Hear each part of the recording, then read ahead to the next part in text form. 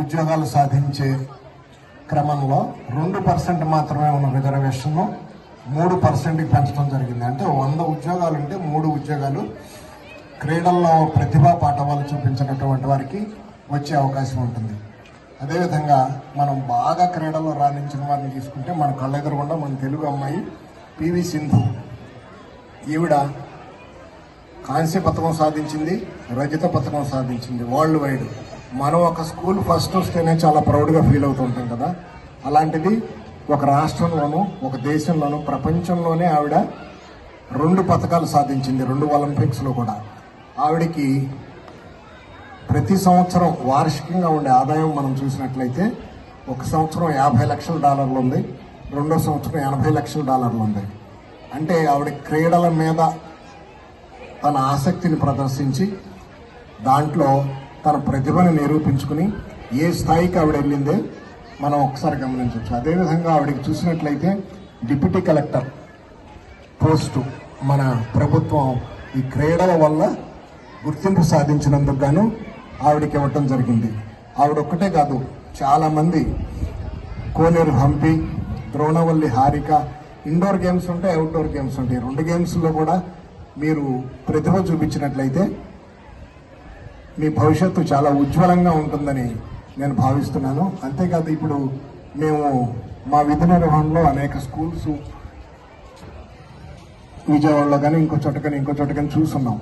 చాలా స్కూల్స్ కేవలం class rooms మాత్రమే ఉంటాయి, కనీసం ఒక 100 గజాల స్థలం కూడా ఉండదు. అలాంటిది మీ కాలేజీలు మీ స్కూల్లో చూస్తే, ఇందాక ప్రిన్సిపాల్ గారిని అడిగితే ఇది 2.5 ఎకరాలు ఎక్స్టెంట్ అని, ఇందులో సుమారు 1100 మంది చదువుకుంటున్నారని, 70 మంది వరకు సిబ్బంది పనిచేస్తున్నారని, ప్రతి సంవత్సరం కూడా 10th క్లాస్ 100% రిజల్ట్ వస్తూ ఉందని చెప్తున్నారు. అంటే ఇక్కడ ఉన్నటువంటి పిల్లలు ఎక్కువగా గ్రామీణ ప్రాంతానికి సంబంధించిన వారు, వారి తల్లిదండ్రులు ఎక్కువ వ్యవసాయం కానీ లేకపోతే ఒక 10-20% అబ్రాడ్ గల్ఫ్ వెళ్ళి పిల్లల్ని ఇక్కడ చదివించుకునే స్థాయి ఉన్నటువంటి వాళ్ళు ఉన్నారు.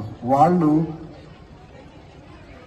పిల్లలకి ఏదో సాధిద్దామని పాపం ఎక్కడికో గల్ఫ్ వెళ్ళి ఏదో ఇద్దామని చెప్పేసి ఇక్కడ చదివించుకుంటున్నారు. అలాంటి పిల్లలందరూ కూడా కొంచెం క్రీడల పట్ల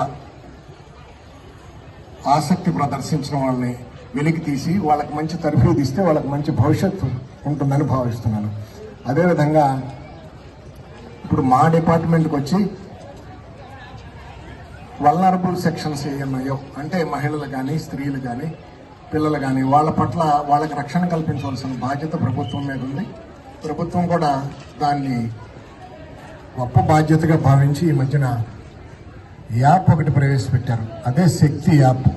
అంటే ఈ సందర్భంగా ఈ అవకాశాన్ని ఉపయోగించుకుని నేను చెప్పేది ఏంటంటే, ప్రతి సబ్ డివిజన్లోనూ ఒక శక్తి టీం ఫారం చేయడం జరిగింది.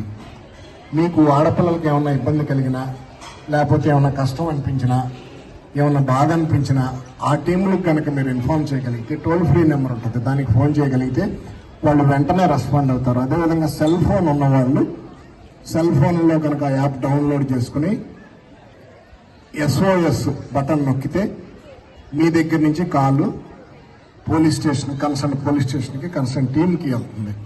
ఆ టీం మీరు ఎక్కడున్నదో లొకేట్ చేసుకుని మిమ్మల్ని సేవ్ చేయడానికి అవకాశం ఉంటుంది. ఇంతే కాకుండా నేను ఈ స్కూల్ వారికి రిక్వెస్ట్ ఏంటంటే, కేవలం స్పోర్ట్స్ విద్య మాత్రమే కాదు, కొంచెం మారల్స్ కూడా వాళ్ళకి క్లాసుల్లో చెప్పి వాళ్ళకి మంచి భవిష్యత్తు వైపు నడిపిస్తారని నేను ఆశిస్తున్నాను. ఈ స్పోర్ట్స్ వల్ల ఉపయోగాలు ఏంటంటే, వ్యక్తిగతంగా ప్రతి ఒక్కరికి కూడా శారీరక దృఢత్వం ఉంటుంది, కాంపిటేటివ్ స్పిరిట్ వస్తుంది, ప్లస్ అదర్ అట్రాక్షన్స్ వైపు వెళ్లకుండా ఈ స్పోర్ట్స్లో ఉన్నట్లయితే వాళ్ళకి మానసికంగా కూడా వాళ్ళు ఆరోగ్యవంతంగా ఉంటారు.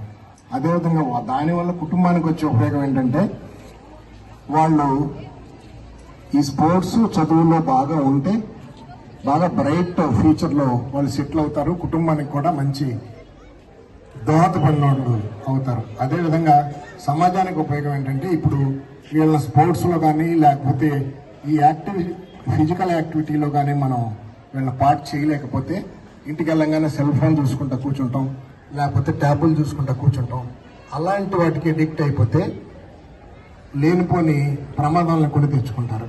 అదేవిధంగా ఇంకొక ప్రమాదం కూడా ఉంది. ఈ మధ్యన డ్రగ్స్ కానీ గాంజా కానీ వాటి పట్ల కూడా ఆకర్షితులు అవుతూ ఉంటారు. వాటి నుంచి పిల్లల్ని వెనక్కి తీసుకురావాలి అంటే సాయంత్రం స్పోర్ట్స్ వారికి అలవాటు చేయటం, దాంట్లో తర్ఫీదు ఇవ్వటం, దాంట్లో నిపుణత సాధించేటట్లు మనం వాళ్ళని తీర్చిదిద్దినట్లయితే వాళ్ళకి మంచి భవిష్యత్తు ఉంటుందని నేను ఆశిస్తున్నాను. ఈ కాలేజీ, ఈ స్కూలు చూస్తుంటే నేను ఏదో చిన్న ప్రోగ్రాం చేస్తారులే అని అనుకున్నాను. కానీ ఇంత పెద్ద ఎత్తున అన్ని కార్యక్రమాలు చాలా దిగ్విజయంగా, చాలా ఉత్సాహంగా మనసు పెట్టి చేశారని అనిపిస్తుంది. వీళ్ళకి ఈ స్కూలు 100% రిజల్ట్ వచ్చిందని చెప్తున్నారు. ఇదే 100% రిజల్ట్ మళ్ళీ ఇంకో 25 సంవత్సరాలు జరిగినా కూడా అలాగే వస్తూ ఉండాలని, ఈ స్కూలులో పిల్లలు కానీ లేకపోతే టీచింగ్ స్టాఫ్ కానీ నాన్ టీచింగ్ స్టాఫ్ కానీ అందరూ భవిష్యత్తు కూడా బాగుండాలని ఆశిస్తూ నాకు ఈ అవకాశం వచ్చినందుకు ధన్యవాదాలు తెలియజేస్తూ సెలవు తీసుకుంటాను.